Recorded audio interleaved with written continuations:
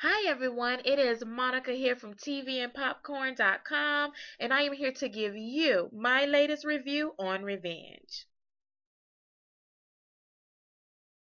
Happy New Year to everyone. I have been meaning to do a review a lot sooner than now, but I've been making a lot of changes and trying to see how I was going to adjust for the new year. So I have some cool and new things coming along, and I've been saying this forever, but I'm going to start reviewing other things here in the new year. So watch out for it. And as I always say in the beginning of my reviews, if you have not caught up with the latest episodes of Revenge, which is as of this review, we are on season 4, episode 13, Abduction. If you have not seen this episode, please, please, please tune me out. Head on over, check out the latest episodes, catch up, and I would love for you to come back and hear my thoughts on Revenge and where we are now. So here's what I have going on, you guys. I have so much to say because I have not reviewed Revenge since the mid-season finale, which we left off on episode, I do believe it was 10. And in this episode, Daniel was killed by saving Emily, which was a huge, like, what, shocker. So, a lot of people expected that to come along. I watch out for social media and I kind of see what everybody's saying. And a lot of people were like, okay, they're cleaning up Daniel's character because, of course, in season 3, he shot Emily and he thought that Emily was trying to get over on him and trap him into a marriage, which technically she was. But at that time, Emily still had some respect for Daniel that he didn't know that she had. But long story short, here in season 4, he was cleaning up his character. Him and Emily had some funny parts, which I'm going to start referring to her as Amanda now because so many people are starting to know her by her real name. But, Emily, aka Amanda. And they would see each other and they crossed paths a few times here in season 4, and it looked like Daniel was really rooting for her and he was moving on with his life, and he was trying to encourage his mother to do the same thing. This is where we are leaving off now here in season 4. I had not been able to review episodes 11 and 12, but pretty much they had Daniel's funeral. And now, what we're looking at, and here is, I'm serious, you guys. I just finished catching up on the latest episode of Revenge, and I am like, I, I don't even know what I, I I'm I'm gonna try to brace myself, you guys. I really have to get these thoughts out here that I have for the show right now. Okay, I'm gonna tell you the honest truth. I have not liked Revenge season 4 hardly at all.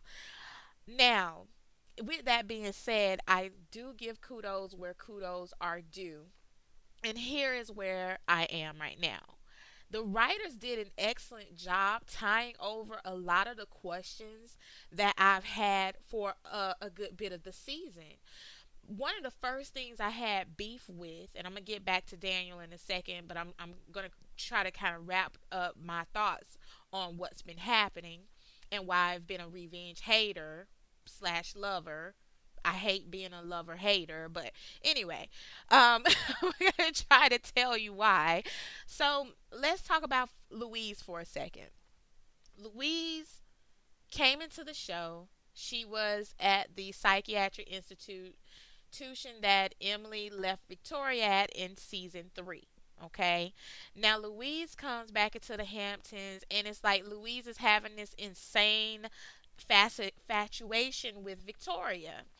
So with this factuation, she's looking for a mother, and the whole time I'm thinking her mama might have died because she's having these delusions of her mother that they showed throughout this season. And the whole time after Louise met Nolan, there was no more really talk about her going after Victoria. And so I'm sitting here and I'm like, what? I mean, they just bring all this craziness in and they just drop it off. Okay, so to fast forward where we are here in episode 12, and even in episode well, I'm sorry, episode 12 and now in episode 13, they have wrapped that up beautifully as to the reason why Louise was sometimes elevated in her fatuations and when she sometimes didn't seem to be going towards them at all and was like a normal human being and didn't show her cray cray side. Come to find out that her Congress brother and her mother had been drugging her. Okay, so with these drugs, it brings all of these hallucinations and all these ideas, and that's what elevated her to where she was when we initially, or when they initially brought Louise into the scene. Okay, but if, at first, I'm like, why is this story being dropped off? Why is Louise kind of here and there? Because my biggest, I mean, I was mad in episode 11 when they came back from the mid-season finale, and I'm going to try to say the name of this episode. It's such a weird name. It was Epitaph. That was the name of the episode. And in Epitaph, what was happening was Louise ended up going to Daniel's funeral, but Emily could not go because Margaux has it out for Emily because they had to conjure up this story as to why or how Daniel died. And the story was completely against what had actually happened, which he died saving Emily's life. Back on Louise for a second, Louise was there at the funeral and they was, nice and no drama between her and Margaux, but she had just tried to kill Margaux a few episodes prior, and not only that, she actually slept with Daniel. So it shocked me in episode 11, and I was rolling my eyes the whole time. I was like, Lord, I hope my eyes don't get stuck because they are constantly in the air. But I'm thinking to myself, why is Louise able to come to the funeral and Emily is not? It's like Margaux all of a sudden just completely forgot about what was going on. Just completely forgot about it. Bear with me, you guys. I have something playing in my headphones over me, and I don't know what it is. Bear with me. I have no idea what that was. I don't even know if you guys could hear that, but I have headphones on and it has the microphone in it. And all of a sudden, this commercial starts playing and I don't know where it's coming from. I do apologize. That was kind of a little hiccup there. But anyway, moving right along, that made me mad. Also, it made me mad that they came up with this story about how Daniel died and did not tell Margaux what actually happened.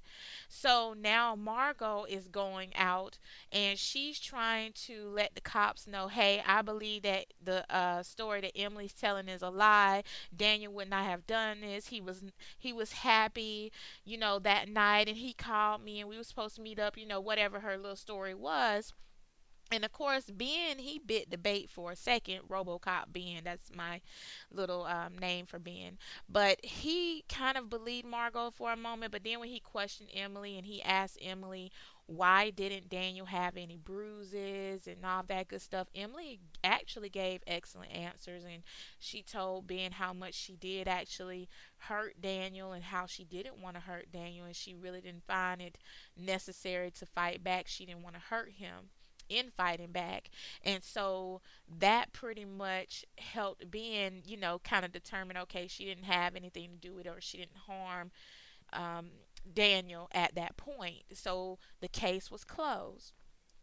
Now here we are in episode 13, and I have to give the writers kudos. I have been a revenge hater. I thought every doggone thing they were doing up until this point was dumb, dumb, just dumb.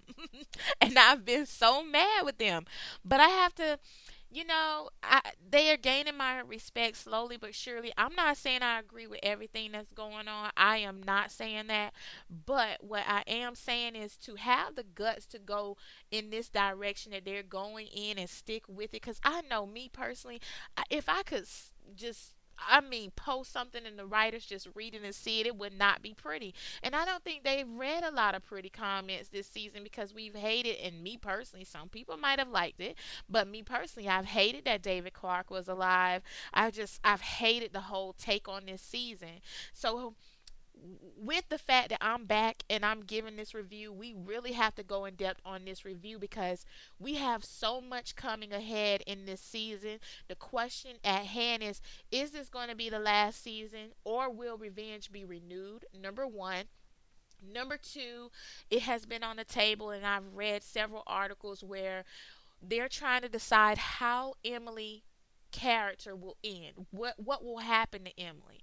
Now, here is a major doggone problem I have with where we are right now. And I went to one of my favorite groups, and I have to give a shout out to Revenge Agenda because I'm always in this group and we're always discussing revenge. And I love their posts. I love the fact that they keep up with the show and they, have nice little interactive questions and comments that we can roll in on. And so I went in the group today and I was like, thank God I'm a rehabilitated cusser because I have a few choice words for Margaux going after Emily. Seriously. I'm like, you got to be kidding me. That is a thing I did not want to happen. I feel like Emily did not need to create another, or there does not need to be another enemy for Emily. That's a tongue twister. Or should I say another enemy for Amanda? Because Margaux, I mean, I think like Victoria's been trying to tell her, she needs to move on, but she refuses to. So here in episode 13, Abduction, we see Margaux. She is out and she's hiring somebody to investigate Emily. And what they're going to do is, or Amanda, I still have to get in the habit of calling her Amanda. What they're doing is they're trying to dig up some evidence on the things that Amanda has been doing to send Amanda to prison for a very long time. Now, in my thoughts, I'm kind of glad that Margot's not trying to kill her, but at the same time, it's just sad to me to see that Margaux is going after this for herself. It's driving me nuts. I think it's a bad idea. I hate the thought, and I'm sad that now when I tune into Revenge on Sundays, I'm gonna have to watch Margaux and this vendetta because I really don't like her at all. I mean, especially now. I was kind of liking Margaux until she did this, and now I'm like, seriously, ill, ill, ill, ill. Okay. That's how I feel about that. So, here's the question, my fellow Revengers. Here's the question. Will Margaux succeed in her vendetta or no? Is she going to be able to pull this off? Is she going to be the one who ends Emily, or should I say Amanda, or no?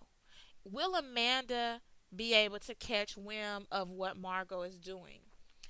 Now, in episode 13, Abduction, Victoria and Amanda were both kidnapped by Malcolm Black.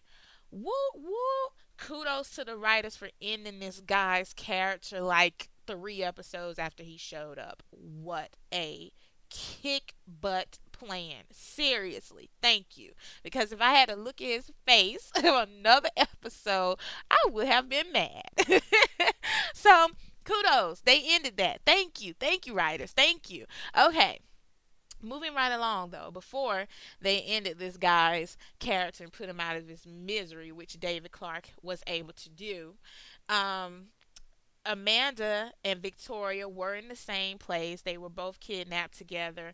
And at this time, there were a lot of things revealed, a few little, back and forth between Amanda and Victoria. And they came up with this plan, which initially we didn't know if they were working together or not, because Victoria pretty much snitched on Jack. But we find out in the end that it was Emily's plan all along. I keep calling her Emily. Amanda's plan all along for the guy to go to Jack's home, in which she put a tip for where they were on this gentleman's back, and she wrote it in chalk. And how she did it so fast while she was kicking his butt, I have no idea, but she did a doggone good job. And Jack and Ben was able to find Emily and Victoria, Amanda and Victoria before anything could happen to them.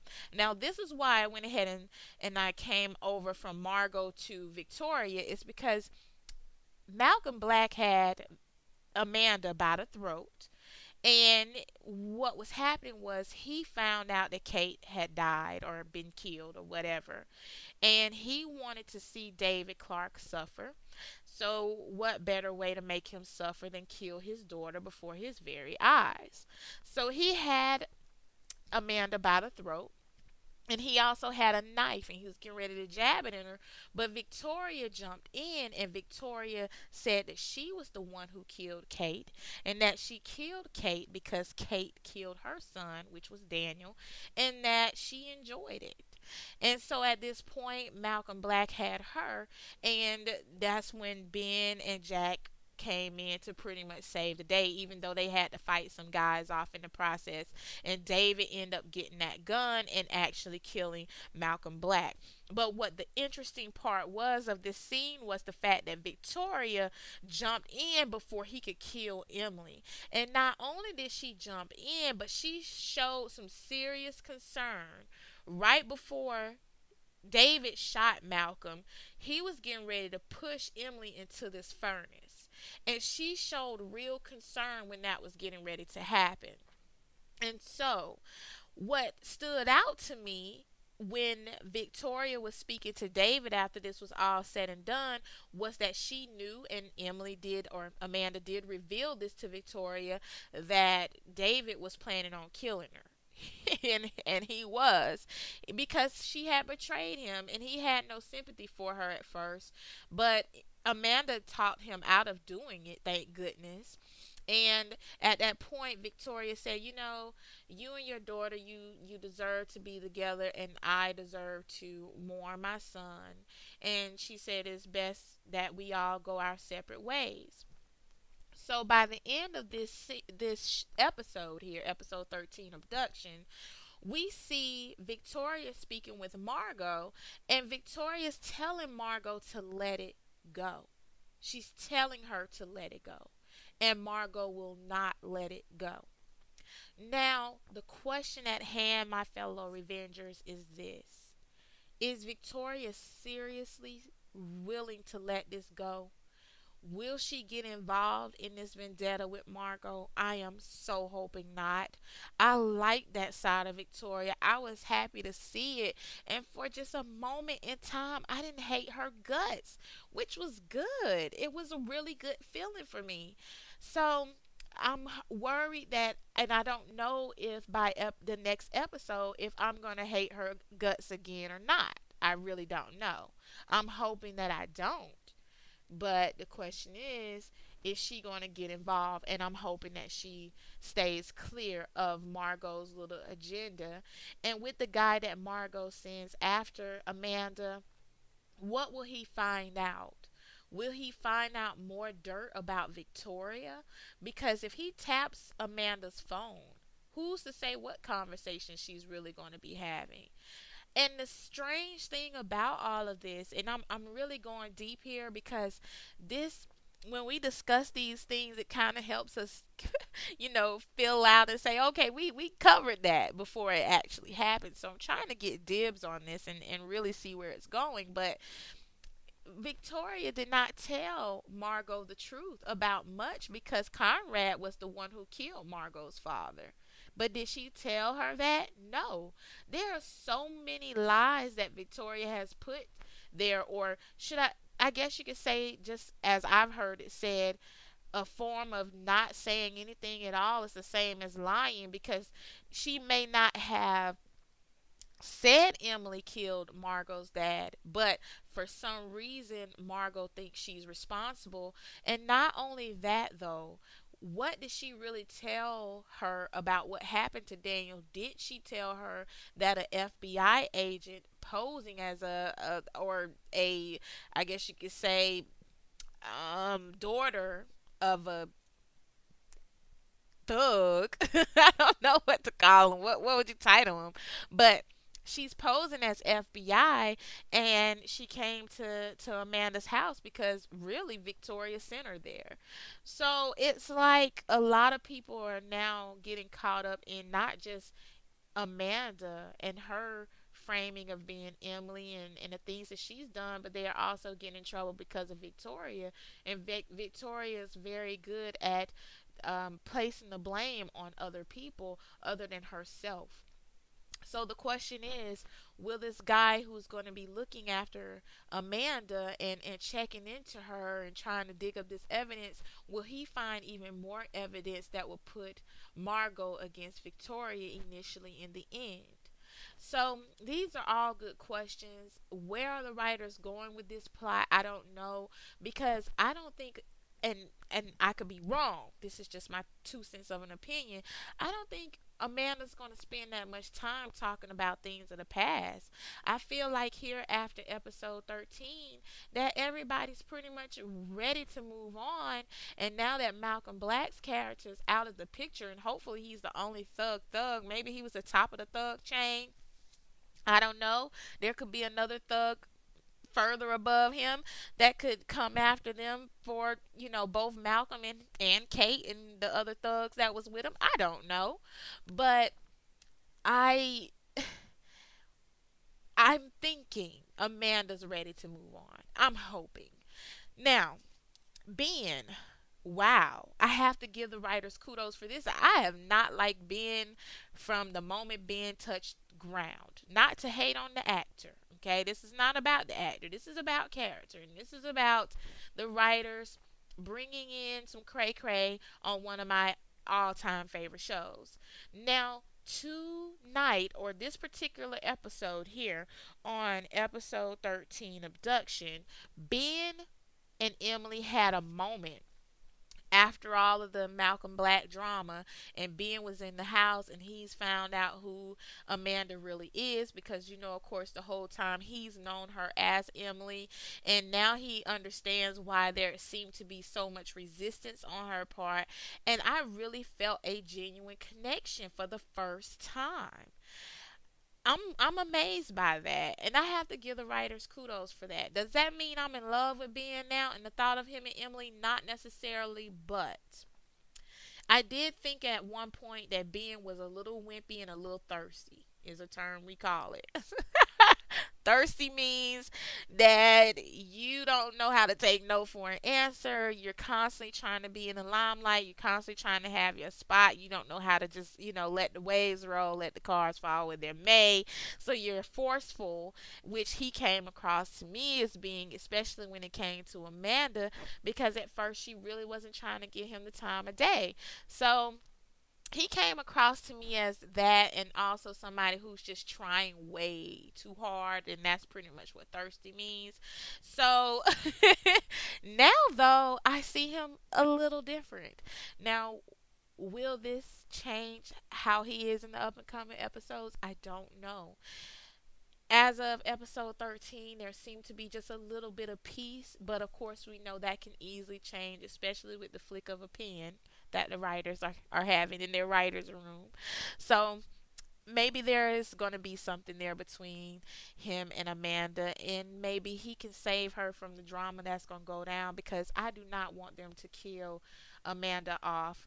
Now, if she rides off in the sunset, that's fine with me. But with the articles I've been reading, the thought has come across them to end Amanda's character by taking her life. And I'm not feeling that at all.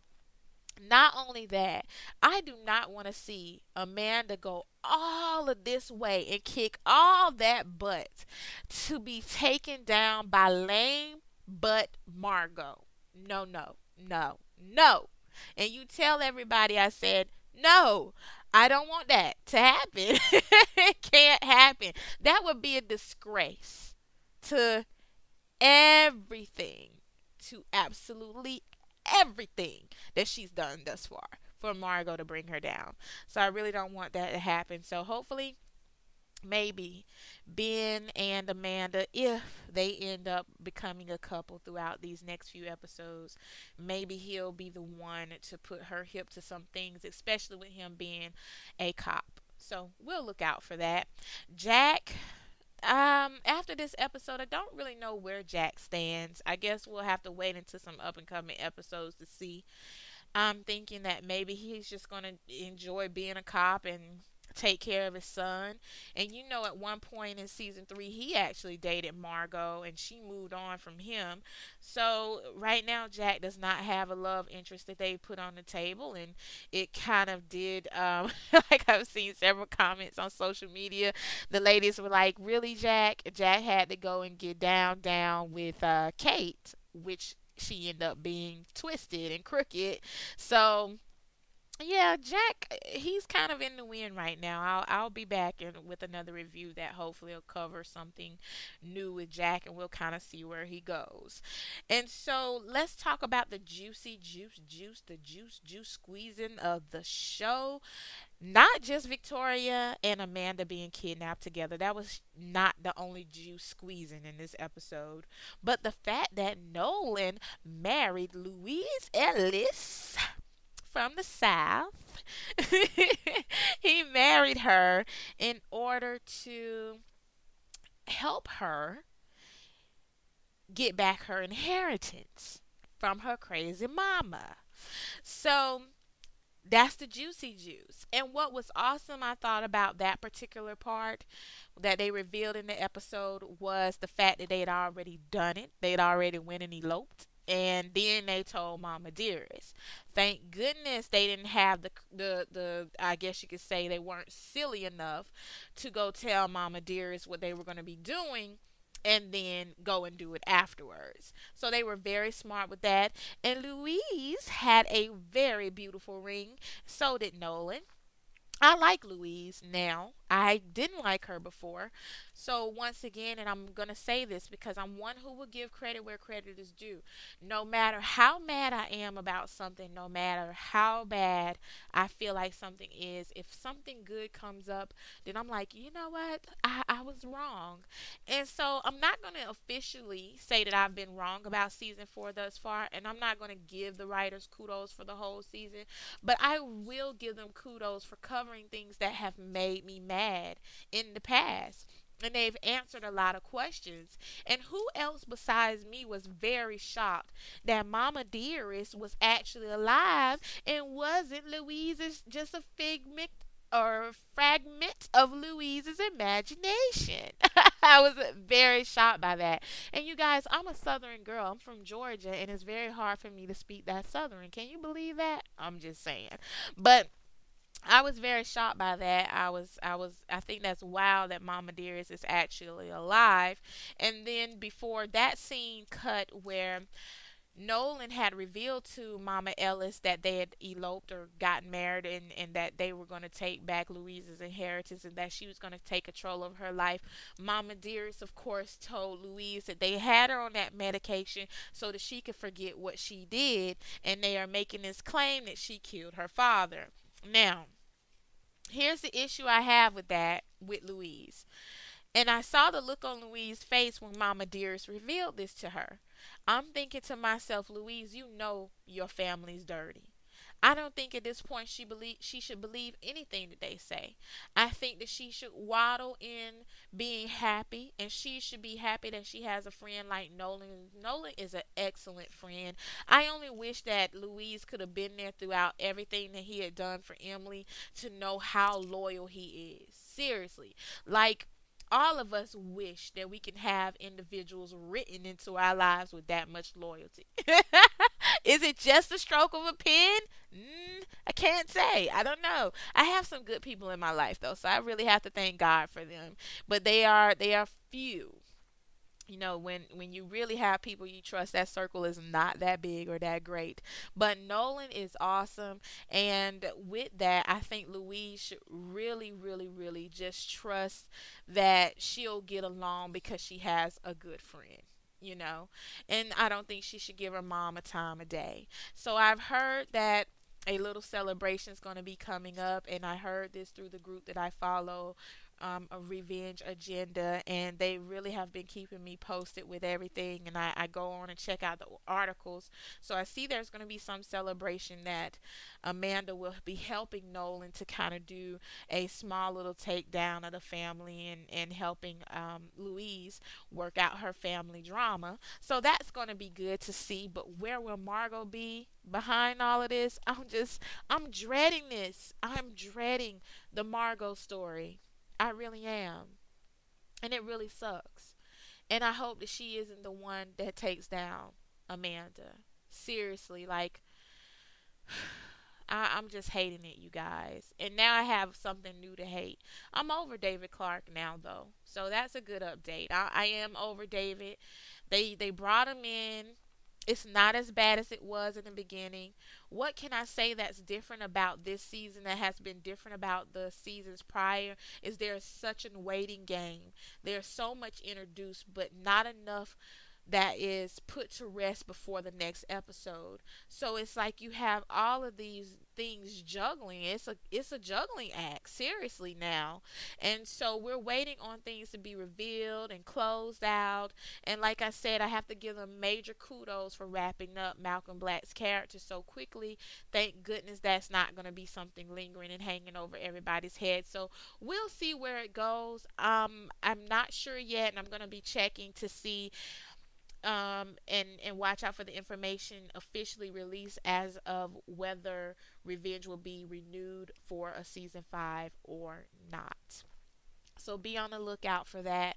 But this is Monica, and this is my review. This is all I have to say. I'm trying to think if there's anything else I should cover before I go there. And I didn't say much about Daniel. I would never say I'm happy that a character was just or killed off, but I mean, I don't. I'm gonna be real. It's not that big of a deal to me. It was sad, but Daniel wasn't my favorite character, and I did want to beat him down for some of the stuff that he did. But life goes on, so not too bad. But I think that's pretty much it for now, everyone. And let me tell you, if you have any comments, please share your thoughts with me and comment under this video. I do comment back to everybody who leaves me a comment. I would love to hear your thoughts about Revenge and where we are now here in season 4.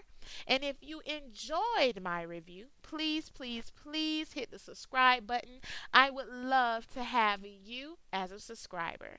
And once again, my fellow Revenge fans, this is Monica, and you can check me out at any time on my internet home at www.tvandpopcorn.com. I will talk to you guys soon. Do enjoy the rest of the season of Revenge. Talk to you later. Bye bye.